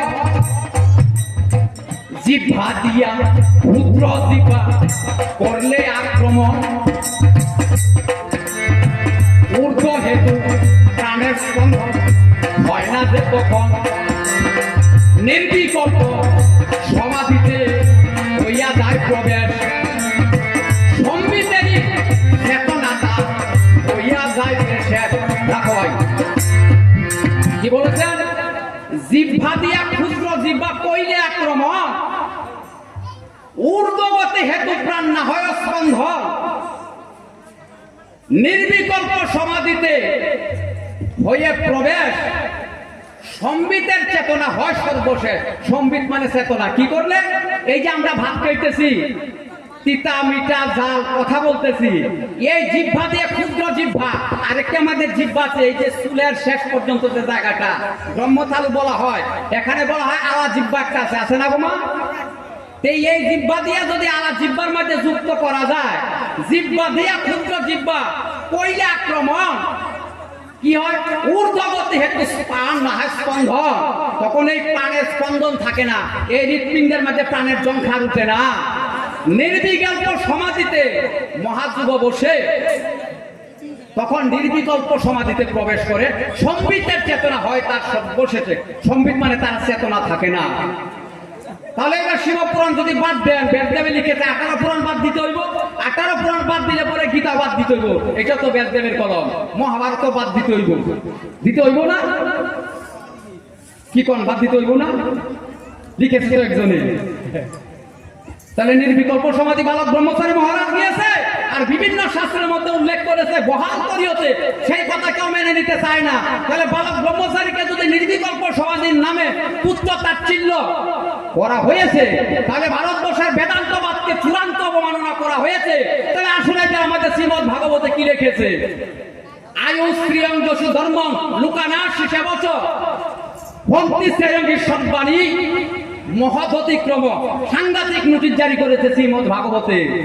যারা মহান ব্যক্তিদেরকে অবমাননা করেন, অবমাননাকারীদের শুধু আয়ু শ্রিয়ম, শ্রী মানে সর্বস্ব সৌন্দর্য, শুধু পরম আয়ু নয়, আয়ু শ্রিয়ম যশ, তাদের যশ, ধর্ম, লুকানাশি, এই পার্থিব জগতের সমূহ জিনিস তার বিনাশপ্রাপ্ত ঘটে। তাহলে বালক ব্রহ্মচারী যে অপমান করেছে নির্বিকল্প সমাধির নামে, ভারতবর্ষের সমস্ত বেদান্ত অপমান করেছে, তাই তাদের আয়ু শ্রীয় ধর্ম যশু সম্পূর্ণ বিলুপ্তি হবে। এইবার অবশ্যই ধ্বংসপ্রাপ্ত হবে। নান্য পন্থা কোন রাস্তা নেই। ভাগবত সাক্ষী দিয়েছে, আমার কথা নয়, শ্রীমদ ভাগবত বলেছে। তাহলে বালক ব্রহ্মচারীকে অপমান করো না মানে তো বলেছি বেদান্তবাদ অবমাননা করা। তাহলে সর্বনাশ করে ফেলেছে। বালক ব্রহ্মচারীকে মারার জন্য যে ষড়যন্ত্র করেছে, যে কূটনীতিকতা করেছে, কারা করেছে? প্রথমেই বলবো ভারত সরকার করেছে। কারণ আমার ঘরে চুরি হইলে পরে এমনি চুরি হইতে পারে না, আশপাশে কিছু লোক থাকতে হইবে। সুপ্রিয়তাম আক্রমণ করেছে, মনে মনে ভাবতেছে খুব একটা সাংঘাতিক কিছু করে ফেলেছি না, ঢাল নাই তো রল নাই, নিধিরাম সর্দার। তবে যাই হোক, আমি মনে করি বালক ব্রহ্মচারী মহারাজের উপর অত্যাচার করা মানে শ্রীমদ ভাগবতের দৃষ্টিতে ভারতবর্ষের বেদান্তবাদকে, ভারতবর্ষের সাধু সমাজকে যে অবমাননা করেছে, তার অবশ্যই একটা কিছু আমাদের পেতে হবে নাকি? পাবো না একটা কিছু? আঘাত দিলেই তো প্রত্যাঘাত আছে, অ্যাকশনের যদি রিয়াকশন আছে, তাহলে শান্তি খুঁজে বেড়াচ্ছি, তাই না? শান্তি হচ্ছে তো? এই ভারতবর্ষের বেদান্তের মুক্ত রূপ স্বামী বিবেকানন্দ বলেছে, এই ভারত যদি রাজনৈতিক বিভাজনে যায়, ভারতের মৃত্যু অবশ্যম্ভাবী। এই ভারত যদি রাজনীতিক কি বিভাজনের নীতিতে যায়, বিভাজন শুনে বুঝেন না, ভাগাভাগি, ভাগাভাগির নীতিতে যদি যায়, ভারতের ধ্বংস অবশ্যম্ভাবী, অবশ্যই ভারত ধ্বংসপ্রাপ্ত হবে। আর যদি এই ভারত কি ভাগবত পথে গিয়ে যায়, ভারত বাঁচবে। বিবেকানন্দের জীবনী করে দেখবেন। তাহলে এবার ভারত সরকার কোন দিকে গতিপথ? হ্যাঁ, কোন দিকে গতি? ভারত সরকারের জাতি ভেদের চূড়ান্ত খেলা খেলছে, ধ্বংস অবশ্যম্ভাবী। বেদান্তবাদের বাদ স্বামী বিবেকানন্দের বজ্রকণ্ঠ ছেড়ে দাবি অলঙ্ঘনীয়, সহ্যই করতেই হবে। সারা পৃথিবী একটা রণংদেহী, নিশ্চিতে আমরা কেউ পাবো না। প্রকৃতির তাণ্ডব লীলা আরম্ভ হয়েছে, সেই প্রসঙ্গে পড়ে যাব। এইবার প্রশ্নের জবাব পেয়েছেন তো?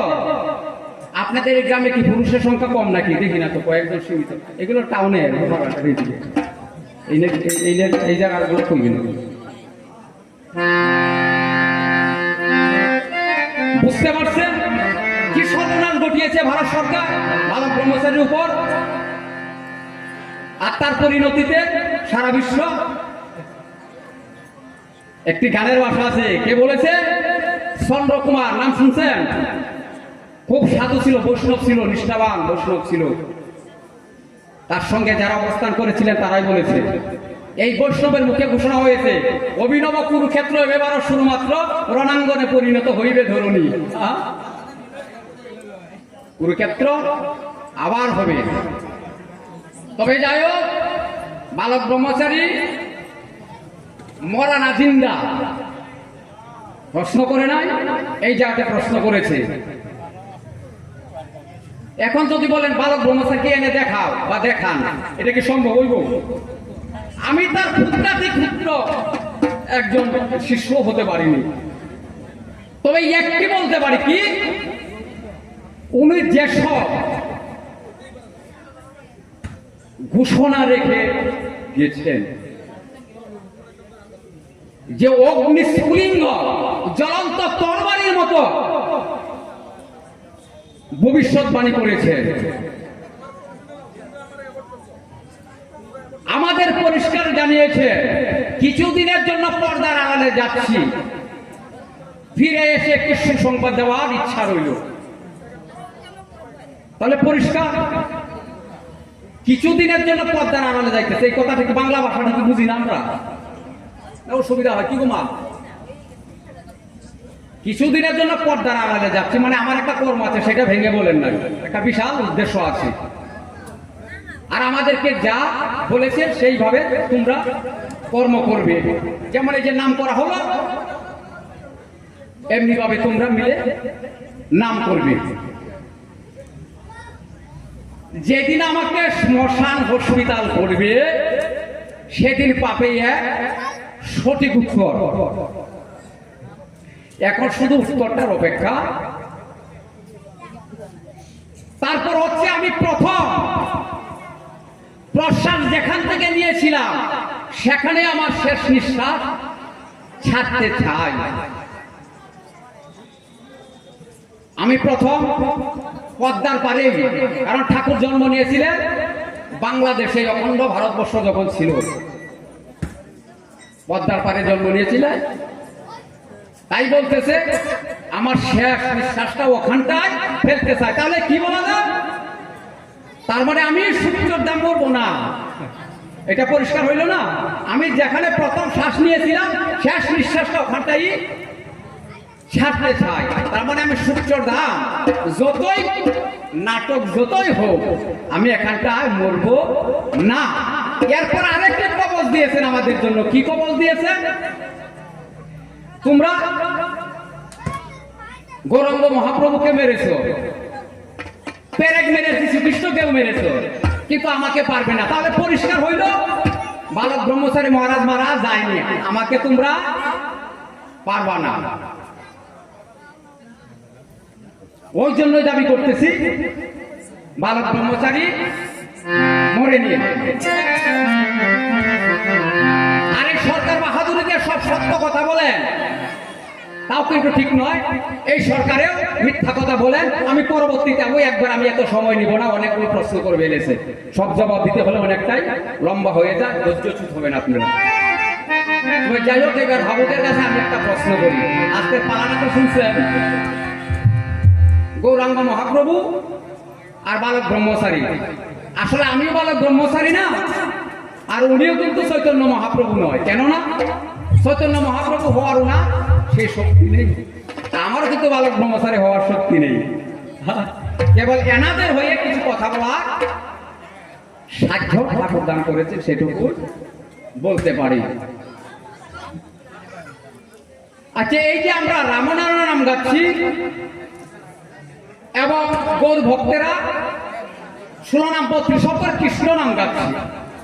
আচ্ছা, এই মহাপ্রভু যেদিন সন্ন্যাস নিয়েছিলেন, সন্ন্যাস যাওয়ার পথে গৌরাঙ্গ মহাপ্রভু কিন্তু 16 নাম 32 এই হরে কৃষ্ণ কৃষ্ণ কৃষ্ণ হরে হরে, হরে রাম রাম রাম হরে হরে, এই কীর্তন কিন্তু মহাপ্রভু করে নাই। সন্ন্যাস যাওয়ার পথে মহাপ্রভু এই হরে কৃষ্ণ নাম 16 নাম 32 গায় নাই। এই মহাপ্রভু কি নাম গেয়েছিল সেই কথাটাই আমার ভাবুকের কাছে এবার জিজ্ঞাসা রইল, দেখি জবাবদেহি হতে পারে কিনা। এই চৈতন্য মহাপ্রভু যেই দিন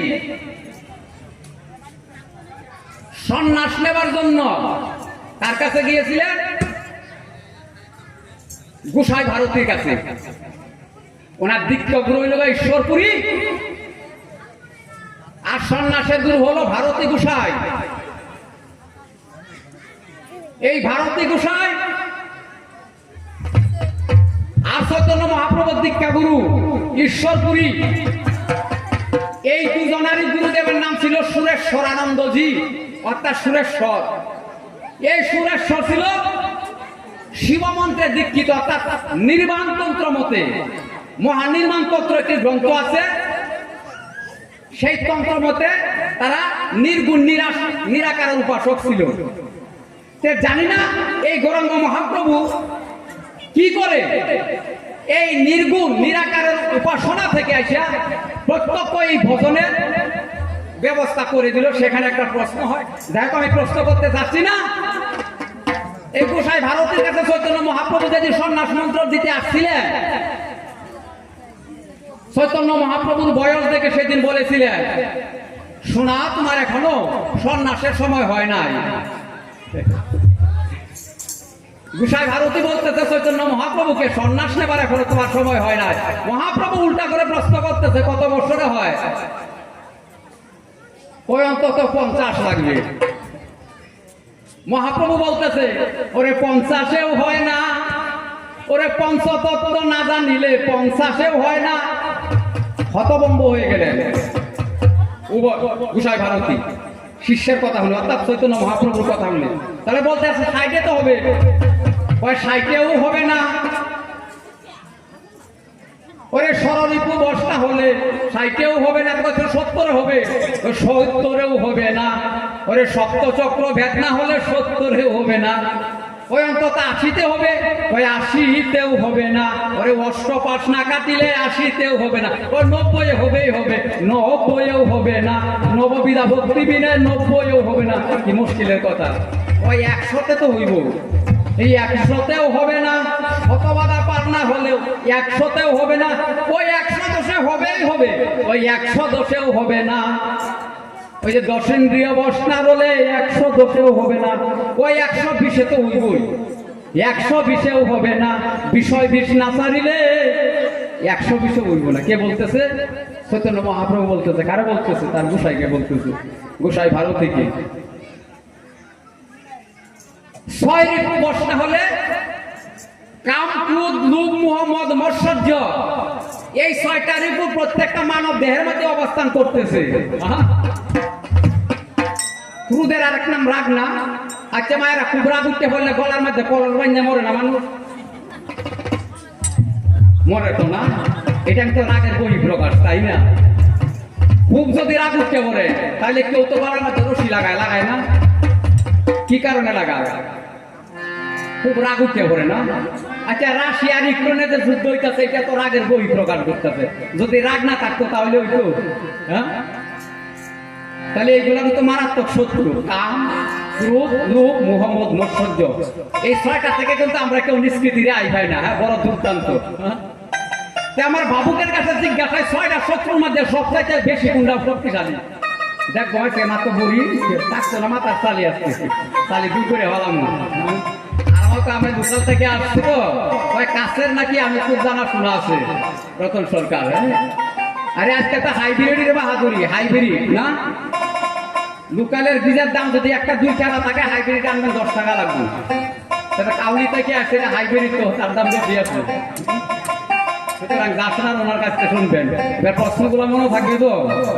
হ্যাঁ, দেখি এই 6 ঋতুর মধ্যে সবচাইতে কোনটা শক্তিশালী, কোনটা প্রবল। আর মহাপ্রভু যেদিন সন্ন্যাস দিয়েছিলেন, এই 16 নাম 32 সত্য, এই তারক ব্রহ্ম নাম গাইনি। উনি কি নাম গেয়ে গেয়ে বাড়ি থেকে বেরিয়েছিলেন, সেই কথাটা আজকে এই বিদ্যমানের জবাবদেহি হতে হবে। আর যদি জবাব দিতে না পারে, কালকে একটা টাকাও পাইব না, বুঝছেন না? জবাব দিয়ে টাহানি করবো। আজকে একটা গান শোনায়।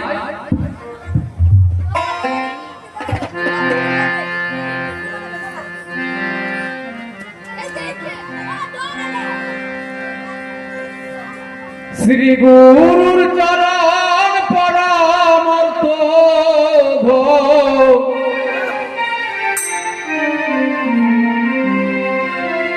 ওরে শ্রী গুরুর চরণ পরমর্থ ভোগ, বিনে নাই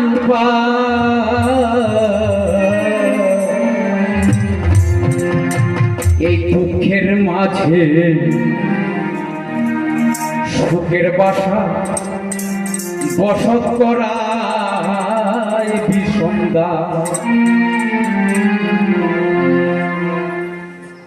ধন সম্পত্তি, টাকা ইত্যাদি ইত্যাদি থাকতে পারে, কিন্তু সবচাইতে সারতম জীবনের নির্যাস, শ্রেষ্ঠতম যে সম্পদটা, সেই সম্পদটা হচ্ছে গুরু চরণ। তার চাইতে আর বড় সম্পদ নেই। তাই সেই সম্পদের জন্যই প্রার্থনা জানাচ্ছি।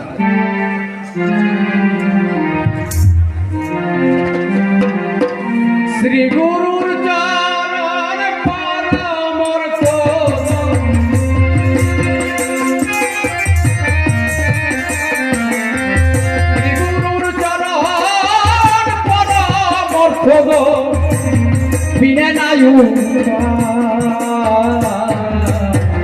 মুখের মাঝে মুখের বাসা বসত করাই বিষমদা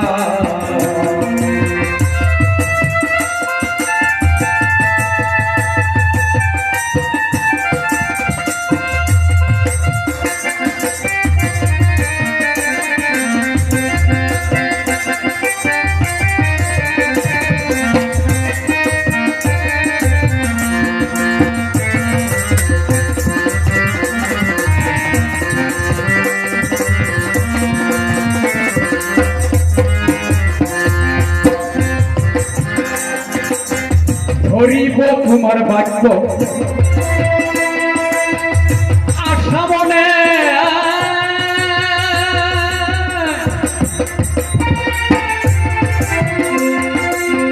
আসিবে অনেক বাধা এই জীবনে ধরিব তোমার বাক্য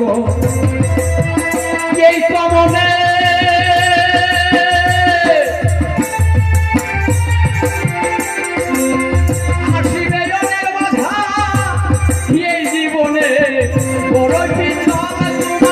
পদে থেকে দয়া আর বড়ই পিছন তোমার পদে থেকে দেখার সুখের মাঝে সুখের বাসা বসত করার বিষমরা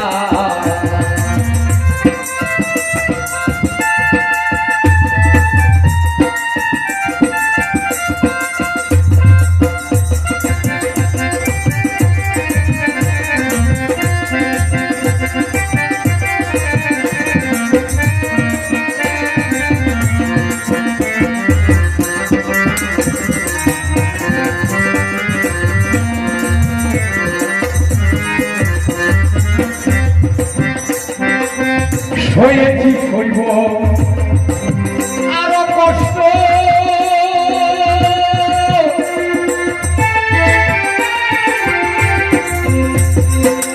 তবু যদি দয়া তুমি থাকো তুষ্ট হয়েছি হইব আমি আরো কষ্ট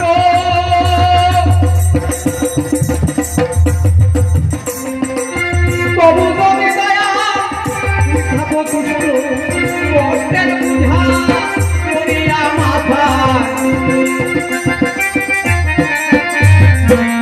কষ্টের বুঝা করিয়া মাথায় রব ঠাকুর তোমার চরণ ছায়ায় দুঃখের মাঝে দুঃখের বাসা বিষমদা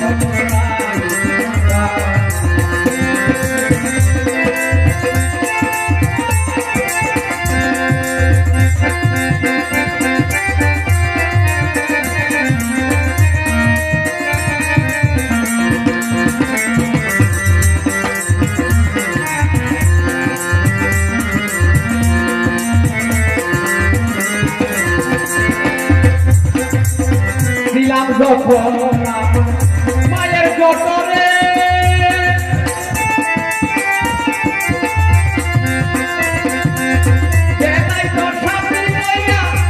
সংসারে দিলাম যখন আমার মায়ের জটরে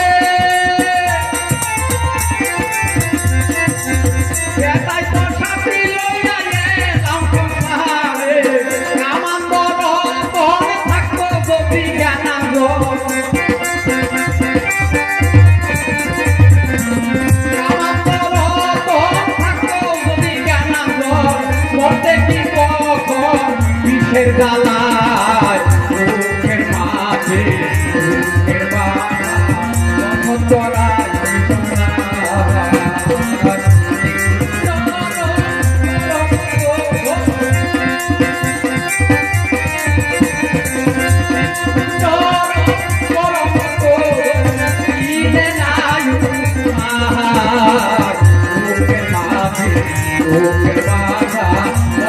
রায়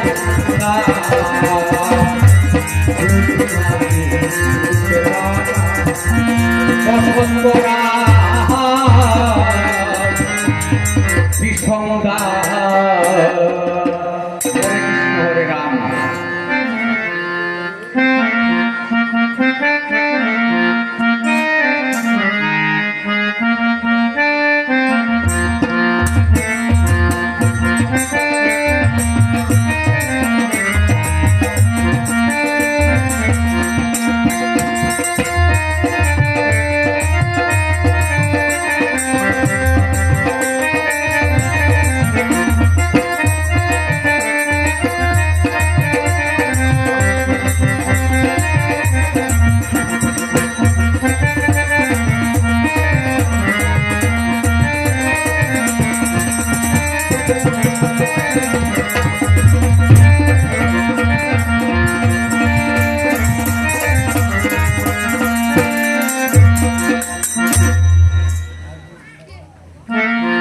এইবার দেখলাম রতন তোর সরকারের সুট যেমন চেন সারা সুট।